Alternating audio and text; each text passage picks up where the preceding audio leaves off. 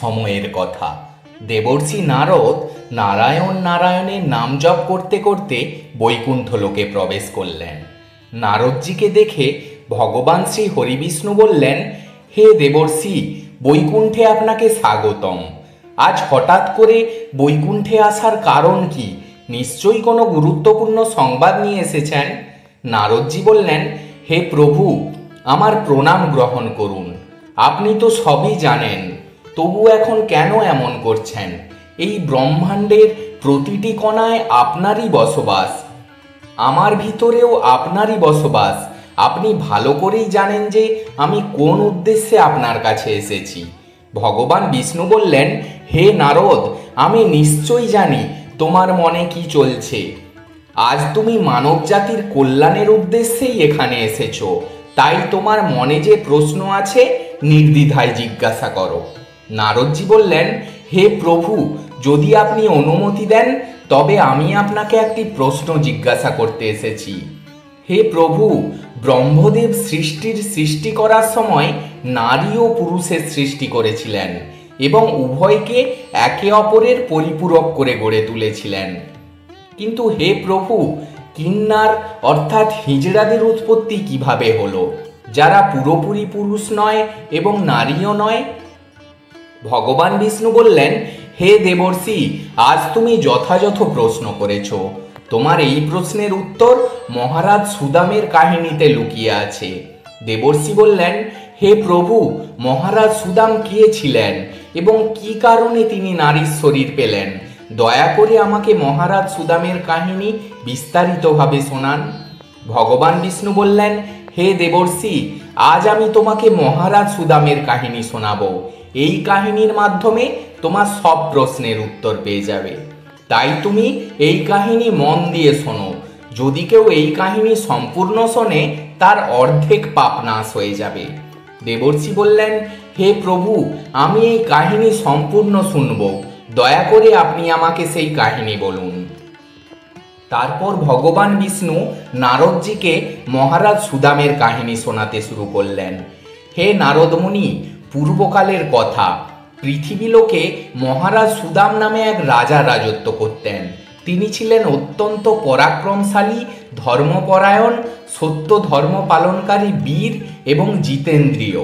তিনি তার কর্মের মাধ্যমে কুলের গৌরব বৃদ্ধি করেছিলেন। মহারাজ সুদাম ছিলেন দানশীল এবং বিদ্বান। তার রাজ্যের প্রজারা তার প্রতি অত্যন্ত সন্তুষ্ট ছিল। একদিন মহারাজ সুদাম ঘোড়ায় চড়ে শিকার করতে জঙ্গলে গেলেন। তার সাথে সিপাহী এবং কিছু মন্ত্রীও ছিলেন। মহারাজ তার কানে সুন্দর কুণ্ডল পরেছিলেন। তার কাছে বউ নামের একটি ধনুক ছিল এবং তীরে ভরা তুনি ধারণ করে তিনি জঙ্গলে ঘুরতে লাগলেন। সেই জঙ্গলের পাশে কুমার নামে একটি জঙ্গল ছিল, যা অত্যন্ত সুন্দর দেখাচ্ছিল।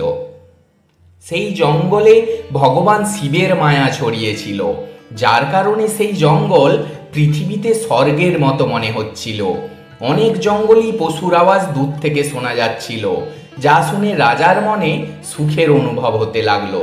যখনই মহারাজ সুদাম কুমার নামের সেই জঙ্গলে প্রবেশ করলেন, ঠিক সেই মুহূর্তে তার শরীর নারীর রূপে পরিণত হলো। মহারাজের ঘোড়াও ঘড়িতে পরিণত হলো। তার সাথে আসা সব সিপাহী এবং মন্ত্রীরাও নারী হয়ে গেল। হঠাৎ এমন অদ্ভুত পরিবর্তন দেখে মহারাজ সব সিপাহী আশ্চর্য হয়ে গেল এবং চিন্তায় পড়ে গেল। তারা মনে মনে ভাবতে লাগলো, এটা কি করে সম্ভব? মহারাজ সুদাম তার নারী রূপ দেখে খুব দুঃখী এবং লজ্জিত হয়ে গেলেন এবং তার সিপাহীদের বললেন, এটা আমাদের সাথে কি অশুভ ঘটনা ঘটলো? আমরা সবাই হঠাৎ করে কি পুরুষ থেকে নারী হয়ে গেলাম? কেন?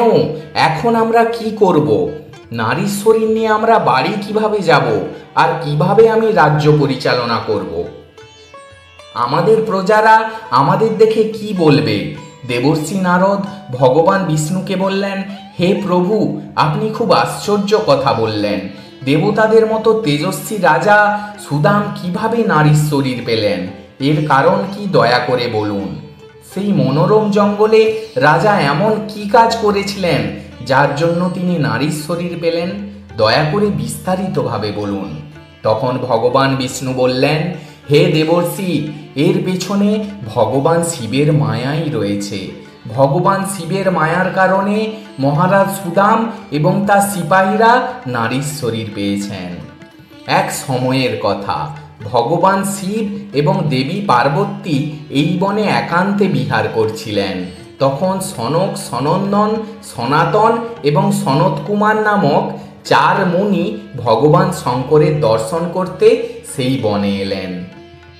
সনকাদিক মুনিদের কোনো বন্ধন নেই, তারা বিনা অনুমতিতে যে কোনো স্থানে যে কোনো সময় আসতে পারেন।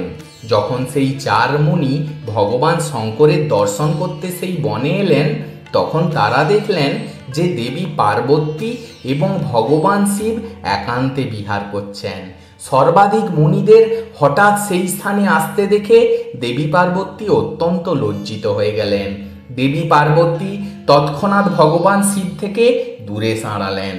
যখন সেই 4 মুনি দেবী পার্বতী এবং শিবজিকে একান্তে বিহার করতে দেখলেন, তখন তারা তৎক্ষণাৎ সেখান থেকে ফিরে নরনারায়ণের আশ্রমের দিকে চলে গেলেন।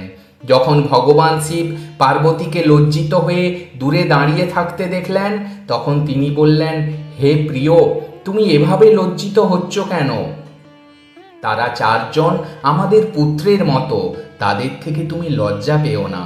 দেবী পার্বতী বললেন, হে প্রভু, নারীকে তার পুত্রের সামনে কখনো স্বামীর সাথে বিহার করা উচিত নয়, তাকে সর্বদা মর্যাদায় রাখতে হবে। আপনি বলেছিলেন যে এই স্থানে কেউ আসবে না, তাহলে আমাদের একান্তে বিঘ্ন সৃষ্টি করতে এই 4 মুনি কোথা থেকে এলেন? আপনি এখনই এমন কিছু করুন যাতে কেউ এই বনে না আসে, নইলে আমি এই স্থান থেকে চলে যাব। তখন ভগবান শিব বললেন, হে প্রিয়, ঠিক আছে, তোমার এই দুঃখ দূর করার জন্য আমি এখনই কিছু উপায় বের করছি। হে প্রিয়, আজ থেকে যদি কেউ এই বনে কোনো পুরুষ প্রবেশ করে, তাহলে সে নারী রূপে পরিবর্তন হয়ে যাবে। হে দেবর্ষি, সেই দিন থেকে যে কেউ সেই বনে যায় সে নারী হয়ে যায়। যারা জানে যে সেই বনে শিবজির মায়া জড়িয়ে আছে, তারা ভুলেও সেই বনে যায় না। কিন্তু মহারাজ সুদাম এই কথা জানতেন না এবং অজ্ঞতাবশত তিনি তার সিপাহীদের সাথে সেই বনে চলে গেলেন। শিবজির মায়ার প্রভাবে তার পুরুষত্ব নষ্ট হয়ে গেল এবং তারা সবাই নারী হয়ে গেলেন। নারীর শরীর পাওয়ার পর মহারাজ লজ্জায় বাড়ি ফিরলেন না এবং সেই বনে ইতস্ততভাবে ঘুরতে থাকলেন। নারী শরীর পাওয়ার কারণে তার নাম হয়ে গেল ইলা। এইভাবে মহারাজ সুদাম ইলা রূপে বনে তার সাথে ঘুরতে লাগলেন। একদিন তারা সবাই বনে একটি সুন্দর জলাশয়ের পাশে খেলছিলেন। সেই সময় চন্দ্রের পুত্র বুধ সেই স্থান দিয়ে যাচ্ছিলেন। অনেক নারীর সাথে ঘুরতে থাকা সেই যুবতী ইলাকে দেখে চন্দ্রের পুত্র বুধ তার প্রতি মোহিত হয়ে গেলেন। ইলা সুন্দর ও মনোমুগ্ধকর রূপ দেখে বুদ্ধজি মনোমুগ্ধ হয়ে গেলেন এবং সেই মুহূর্তে তার মনে ইলাকে পাওয়ার ইচ্ছা জাগলো। যখন ইলা ও বুদ্ধজির সুন্দর রূপ দেখলেন, তখন তিনিও বুদ্ধজির প্রতি মোহিত হয়ে গেলেন এবং তাকে তার স্বামী বানানোর জন্য ব্যাকুল হয়ে উঠলেন। এইভাবে ইলা এবং বুধ দুজনেই একে অপরকে দেখে তাদের ভালোবাসা প্রকাশ করলেন। পরস্পরের প্রতি আকর্ষণের কারণে তারা দুজন বিবাহ করলেন এবং কিছুদিনের মধ্যে তাদের মিলন ঘটল। তারপর বুধ ইলার গর্ভ থেকে একটি সন্তানের জন্ম দিলেন, যার নাম রাখা হলো পুরবা, যিনি পরে চক্রবর্তী সম্রাট হলেন। পুত্রের জন্ম দেওয়ার পরও ইলা সেই বনেই থাকতে লাগলেন। তারপর একদিন ইলা তার আগের পুরুষ রূপের কথা মনে করে চিন্তিত হয়ে পড়লেন। তখন তিনি মুনিশ্রেষ্ঠ বশিষ্ঠজির স্মরণ করলেন। ইলা স্মরণ করতেই মুনিবর বশিষ্ঠজি সেই স্থানে উপস্থিত হলেন। মুনি বশিষ্ঠজি ইলাকে বললেন, হে দেবী, তুমি কি কারণে দুঃখী? যদি কোনো গোপন কথা না হয়, তবে তুমি আমাকে তোমার দুঃখের কারণ বলতে পারো। তখন ইলা বশিষ্ঠজিকে বললেন, হে মুনিবর, এই বনে আসার আগে আমি একজন পুরুষ ছিলাম। আমার নাম ছিল সুদাম, কিন্তু এই বনে আসার পর আমার শরীর নারীর রূপে পরিবর্তন হয়ে গেছে। এটা কি কারণে হলো, দয়া করে আমাকে বলুন। তখন মুনি বশিষ্ঠজি বললেন, হে দেবী, সম্ভবত তুমি জানো না এই বনে ভগবান শিবের মায়া জড়িয়ে আছে। তখন এই বনকে এমন অভিশাপ দিয়েছেন যে যদি কোনো পুরুষ এই বনে আসে তাহলে সে নারী হয়ে যাবে। ভগবান শঙ্করের মায়ার কারণেই তুমি নারীর শরীর পেয়েছো। তারপর ইলা বললেন, হে মুনিবর, দয়া করে আমাকে আমার আগের শরীর ফিরিয়ে দিন। আমার প্রজারা আমাকে ছাড়া খুবই দুঃখী হয়ে আছে। আমি এই অবস্থায় আমার রাজ্যে ফিরে যেতে পারছি না। মুনি বশিষ্ঠজি মহারাজ সুদামের এমন অবস্থা দেখে আর সহ্য করতে পারলেন না। মহারাজ ছিলেন অত্যন্ত বীর এবং পরাক্রমশালী, কিন্তু শিবজির মায়ার কারণে তিনি নারীর রূপ পেয়েছিলেন। বশিষ্ঠজি বললেন, হে বৎস, তুমি চিন্তা করো না, আমি ভগবান শিবের কাছে প্রার্থনা করে তোমার সাহায্য করব। তারপর বশিষ্ঠজি সেই স্থানে সমস্ত লোকের কল্যাণকারী ভগবান শঙ্করের আরাধনা শুরু করলেন। ভগবান শঙ্কর বশিষ্ঠজির আরাধনায় অত্যন্ত প্রসন্ন হলেন এবং সাক্ষাৎ তাকে দর্শন দিয়ে বললেন, হে মুনিবর, আমি তোমার ভক্তিতে অত্যন্ত প্রসন্ন হয়েছি। তোমার যে কোনো মনোবাঞ্ছিত বর চাইলে চাইতে পারো। তখন বশিষ্ঠজি ভগবান শঙ্করকে বললেন, হে প্রভু, আপনার দর্শনে আমার ব্রত সফল হয়েছে। হে ভোলানাথ, আমার শুধু এই কামনা যে আপনি আমার শিষ্য মহারাজ সুদামকে পুনরায় পুরুষ বানিয়ে দিন। তারপর শিবজি বললেন, হে মুনিবর, আমারই মায়ার কারণে সুদাম নারীর শরীর পেয়েছে, তাই আমি তাকে পুরুষের শরীর দিচ্ছি।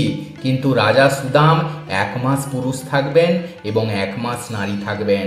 এই বলে ভগবান শিব সেই স্থান থেকে অদৃশ্য হয়ে গেলেন। এইভাবে বশিষ্ঠজির কৃপায় এবং ভগবান শিবের আশীর্বাদে মহারাজ সুদাম 1 মাসের জন্য পুরুষের শরীর পেলেন এবং তিনি তার রাজ্যে ফিরে গেলেন। সেখানে সুখে বাস করতে লাগলেন। যখন মহারাজ পুরুষের রূপে থাকতেন তখন তিনি তার নগরে গিয়ে রাজকার্য করতেন, এবং যখন তিনি 1 মাসের জন্য নারীর রূপে থাকতেন তখন তিনি বনে চলে যেতেন।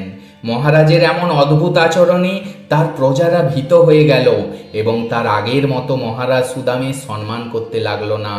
ইতিমধ্যে মহারাজের নারী রূপে থাকাকালীন বুধের সাথে তার যে পুত্র হয়েছিল, যার নাম ছিল পুরবা, সে বড় হয়ে গেল। তখন মহারাজ সুদাম তাকে তার রাজ্য দিয়ে তিনি চিরকালের জন্য বনে চলে গেলেন। বনে গিয়ে মহারাজ সুদাম তার নারী শরীর ইলা রূপে তপস্যা করতে লাগলেন।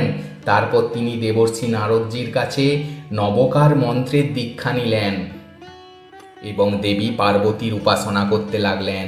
অনেক বছর ধরে সেই থেকে তিনি সেই মন্ত্র জপ করলেন এবং দেবীকে প্রসন্ন করলেন। তারপর ভক্তদের উদ্ধারকারী জগজ্জননী ভগবতী পার্বতী তাকে সাক্ষাৎ দর্শন দিলেন। সেই সময় দেবী সিংহের উপর চড়ে তার সামনে দাঁড়ালেন। দেবীকে তার সামনে দাঁড়িয়ে থাকতে দেখে লীলা তাকে প্রণাম করলেন এবং তার স্তুতি করতে লাগলেন, হে জগজ্জননী, আমি আপনার চরণ কোমলের বন্দনা করছি, দয়া করে আমাকে এ শরীর থেকে মুক্তি দিন। তখন দেবী তাকে প্রসন্ন হয়ে বললেন, হে ইলা, আজ তুমি নারী শরীর থেকে মুক্তি পাবে এবং পরম পদ লাভ করবে। দেবীর এই কথা বলার সাথে সাথেই ইলা তার শরীর ত্যাগ করলেন এবং পরম পদ লাভ করলেন।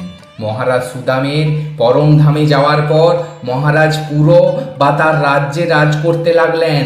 হে দেবর্ষি, এখন শোনো কিন্নারদের উৎপত্তির রহস্য। মহারাজ সুদাম তার সিপাহীদের সাথে সেই বনে এসেছিলেন। তার যে সিপাহীরা ছিলেন তারা সবাই কিন্নর হয়ে সুমেরু পর্বতের কাছে গিয়ে বাস করতে লাগলেন। তাদের থেকেই ধীরে ধীরে কিন্নর প্রজাতির উৎপত্তি হলো। বন্ধুরা, এইভাবে ভগবান বিষ্ণু নারদজিকে কিন্নরদের উৎপত্তির রহস্য বললেন। আশা করি আপনাদের এই ভিডিওটি ভালো লেগেছে। যদি ভালো লেগে থাকে লাইক করুন এবং কমেন্টে জয় শ্রী হরি বিষ্ণু এবং হর হর মহাদেব লিখতে ভুলবেন না। আজ এখানেই শেষ করলাম। আসছি আবার পরের ভিডিওতে দেখা হবে। ততক্ষণ ভালো থাকবেন, সুস্থ থাকবেন। নমস্কার।